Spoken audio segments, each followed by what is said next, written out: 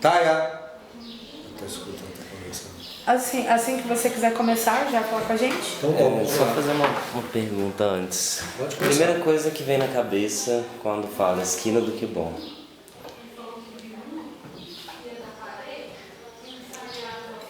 Você está me perguntando? Sim. Bom, a esquina do que bom, eu chamo ali esquina do pecado também, esquina do pecado, esquina dos aflitos, né? Porque a esquina do que bom na época foi na época que o seu avô, Cláudio Honor, né? Ele abriu lá a Que Bom, que era o sorvete Que Bom, né? E as pessoas começavam, da cidade inteira, começou a ir naquele lugar, naquele local, né? E pegou o nome, a esquina do Que Bom, né? E depois, na sequência, né? Veio a época da contracultura, a época dos hippies, né? Que já era uma época já comigo, né? Eu era uma espécie de líder, fui o primeiro cara a ter cabelo comprido em São João del Rei, né? Então as pessoas falam, Toninho Ávila, cabeludo, né? Aquelas coisas todas, doidão, aquelas expressões que usava, né? E a gente falava a esquina dos pecados, as pessoas caretas, né? Mais sistemáticas, né? As pessoas caretas, mas no final todo mundo estava usando cabelo comprido, usando a calça boca de sino, calça Saint-Tropez, jeans, que hoje o outro tá todo, vocês estão usando, faz parte da juventude, né? Isso veio todo desse movimento jovem da minha época, né? Que é a contracultura, né? O psicodelismo, né? A esquina era um encontro de jovens, né? Que ali se reuniam poetas, músicos, pessoas de todos os tipos, né? Da arte, né? Do teatro. Tinham jornais, né, de época também. Então era um encontro de cabeças pensantes, não era só loucura, não era só babaquice, igual as pessoas falavam, são pessoas que só pensam em loucura. Não. Havia uma essência, havia pessoas sim que tinham bons pensamentos, bons artistas, escritores, poetas. Então não foi só loucura, foi um movimento rico. Foi um movimento que revolucionou uma época, não só aqui no mundo. A Beatlemania, os Beatles estavam explodindo. Então, por exemplo, parou de ser aquela coisa de você vai falar sobre isso e aquilo. Começou a pintar, veio o Greenpeace, que nasceu o Greenpeace, a emancipação das mulheres, o Black Power, o movimento negro. Então, o movimento das minorias começando a surgir de uma forma que o jovem, né, que não tinha a palavra, começou a ter a palavra. A juventude começou a ter uma postura nessa revolução. Os jovens começaram a ter mais uma postura firme diante da sociedade nessa época. Então daí começou uma revolução no movimento jovem também. Que o jovem antes, você tem que fazer isso, faz aquilo. O jovem, não, eu também sei o que fazer, faça você mesmo. Então o jovem começou a pensar, a ter o pensamento dele mesmo, ser ele mesmo. Começou assim. E esses pontos de encontros que você falou que as pessoas começaram a ter voz, você sentia que parte do movimento são joanense se concentrava ali na esquina do Que Bom? Bom, ali virou uma referência. Era um ponto de encontro de toda São João del Rei. Hoje não, hoje está fragmentado, hoje já não existe aquela esquina mais. Não existe aquela esquina, existe ela ali, ainda tem bares ali, mas São João del Rei hoje tem vários locais, vários pontos que os jovens estão encontrando. Antes não, era o ponto, quem queria encontrar, quem queria ver São João del Rei. Viam pessoas de fora, pessoas estrangeiros. São João del Rei era muito visitado. Fora que a gente ia para as cachoeiras, né, aqui era um lugar que tem lugares lindos, perdeu muito. Infelizmente a Gaia, a mãe natureza, está muito agredida, as pessoas estão tirando, repõem, né? Só pensam em retirar, vê aí o que está acontecendo aí, né? A mão do homem tem todo sentido de destruição que está acontecendo no mundo inteiro, né? Infelizmente. E tem algum fato que aconteceu com você durante esse tempo, que você conhecendo essas pessoas, que foi especificamente ali na esquina do Que Bom? Bom, ali na época, como eu estava falando, iniciou também, né, como estava acontecendo no mundo inteiro, né? A geração do amor livre, a contracultura, a psicodelia, que era uma revolução de cores, flores, amor. As pessoas tinham uma ligação, parecia que o ar daquela época era diferente. Era uma coisa, as pessoas se respeitavam. Tinha loucuras, lógico, mas era diferente, não tinha tanta agressão. Era um movimento que parecia que o mundo estava mudando. Era muito interessante. O ar pairava no ar uma coisa que as pessoas sentiam bem.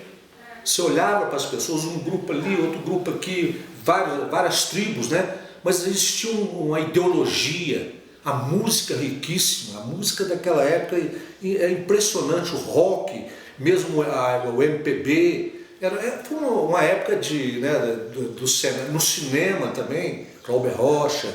Então, em todo sentido, foi uma revolução maior, ímpar. Foi como uma época, né, ímpar. E você conhecendo a história de São João, você conhecendo várias tribos de São João, o que você, na sua opinião, o que a esquina ali da Quibon representa para toda essa geração são-joanense? Bom, para toda essa geração, ela representou uma época revolucionária. Porque eu falo de meus sobrinhos, vocês que vieram depois também, né, com a época assim, as pessoas sempre questionam, querem saber sobre a década de 60, 70.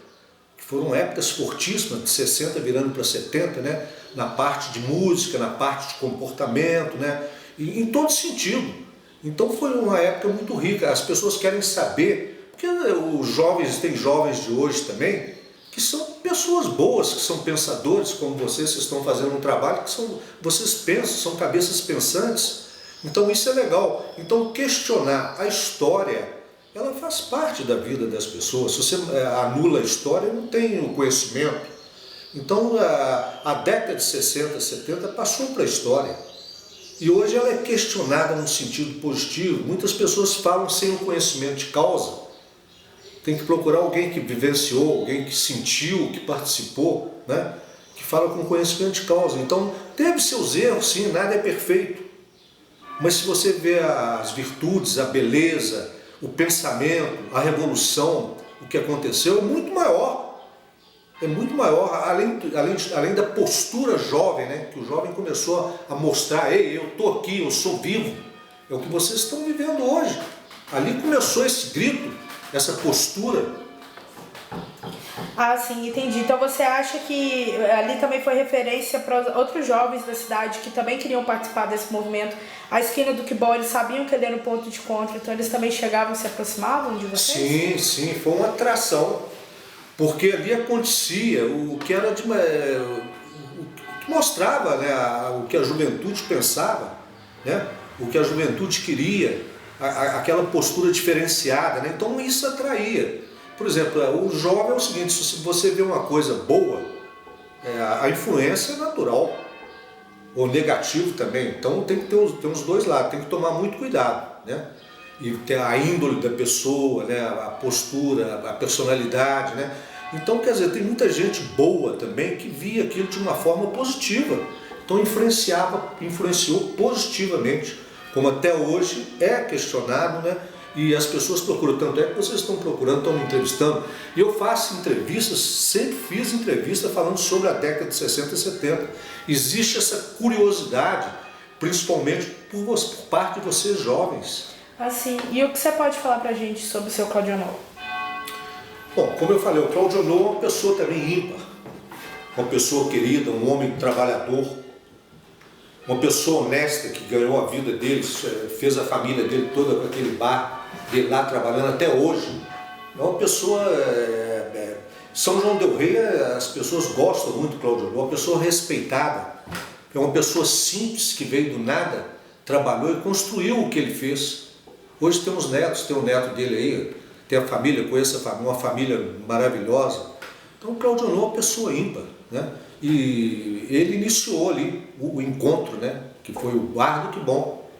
Ah, sim. E quando você ia lá para consumir, o que você mais gostava de consumir?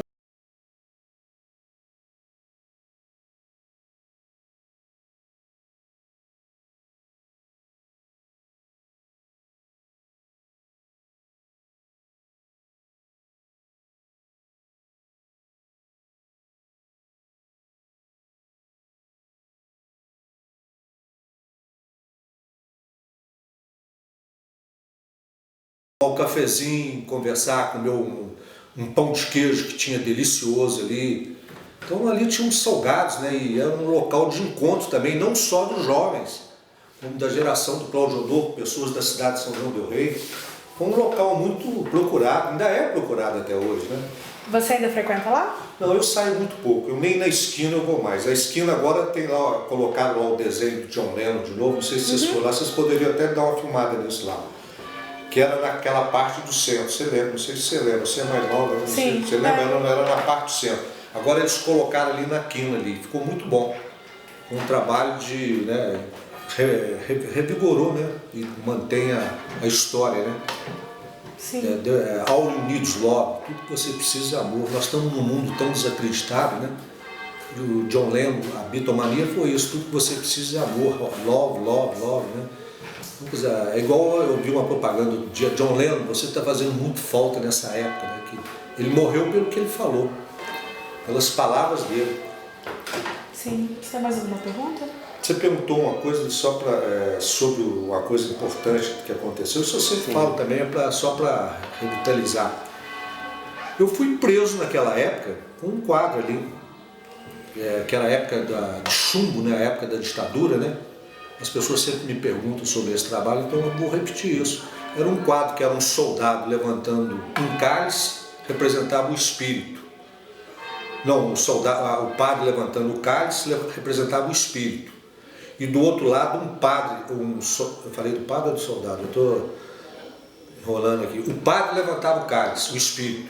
O soldado, o poder. Um de um lado e o outro do outro. E no meio dos dois uma máquina avançava num trilho com os olhares sangrando.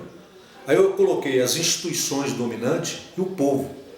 Então isso para a época, você falar camarada, individualismo, eram palavras que eles te pegavam, esse cara está falando palavras que são fora da, né, não pode, né, está questionando o regime, né. Então por isso me levaram, eu fui preso por causa desse quadro. E você foi preso lá na esquina? Não, esse quadro estava exposto no Atletica, aí a polícia, o exército foi lá, que era a época da ditadura, e viram o quadro. Aí me procuraram lá, perguntaram, onde está o Toninho, né, que colocou esse quadro aí? Não pode colocar esse quadro, chamando a atenção, né, que era a ditadura, né. Aí ele deve estar na casa dele, eles vieram aqui e me pegaram, eu estava descendo, o jipe parou, PV veio, me segurou, me levou lá para cima. Pessoal da COPS? Era o pessoal da COPS? Pessoal na época chamava PV, PV. Era a polícia do exército, né. Sim. Então eles me pegaram, e justamente com a polícia da ditadura, que era a linha dura, né? Era a linha dura da época. Eles me levaram para lá, me questionaram, me perguntaram. Eu falei, não, isso é arte, né?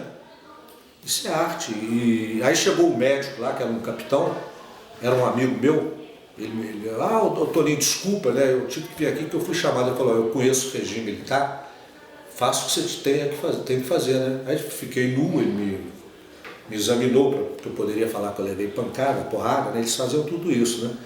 Aí o cara que estava lá, me questionando, era um tenente R2, sei lá, e com dois guardas, assim, com um fuzil, com aquela jeito, né, agressivo, né? Para me intimidar, fazer uma espécie de chantagem emocional, né? E eu falei, meu amigo, eu estou aqui, eu servi o regime militar, né? Eu conheço o regime militar, o que eu estou mostrando é arte. Eu coloquei um soldado e um padre, mas eu não coloquei o símbolo brasileiro, eu não coloquei a bandeira, eu não coloquei o nome do hino, né? Saí na tangente, é lógico que era uma coisa que estava questionando na época, né? Ele pegou e falou assim, eu desarmei ele, ficou desarmado, né? Ele falou, eu não quero mais que você coloque essas imagens e nem que você escreva as coisas, que eu escrevi, né, as instituições dominantes e o povo, né? Que você escreva. Eu peguei e parei, fiquei um ano fora do ar, sem coisa, porque estava muito pesado mesmo. Aí me liberou, né? Meu pai era advogado, não adianta seu pai ser advogado também não, que você não vai sair não. Era assim, né? Aí eu conversando, o capitão médico também me ajudou, até me apoiou. Falou, não, o Toninho está colocando é arte, gente. Eles também eram meio burrinhos no sentido de ter uma visão assim. Questionei sim, meio tapado, a visão bem, né? Mas aí pegou, viu que não tinha o que fazer e me liberou. Entendi. Legal? Quer perguntar mais alguma coisa para ele? Não. Na verdade... Você tem alguma consideração, alguma coisa para falar sobre a esquina do Que Bom? Alguma coisa assim que Bom, você a acha que esquina do deveria Que ser Bom, falado? acho que o pessoal está fazendo um trabalho aí agora de fazer o encontro das turmas. É muito louvável, né? Foram várias turmas, né? 60, 70, 80, até 90 eu acho. Foram várias turmas então que passaram por ali, né? Que conheceram. Eu, por exemplo, passei por muitas turmas. Saí da minha turma, fui até as outras, a passagem de todas as outras turmas. Por isso que as pessoas me procuram, né? Mas são turmas, são pessoas incríveis, tem pessoas maravilhosas ali. E esse encontro vai ser muito legal. Acho que compensa, sim. Você já tem a data do encontro? Eu não sei se agora em dezembro, parece que é dezembro. Não sabe direito, né? Você disse? Eu acredito que seja em beleza. dezembro, né? E eu acho que muito legal esse pensamento, né? Essa postura das pessoas que estão organizando isso. Então, beleza. Deixa.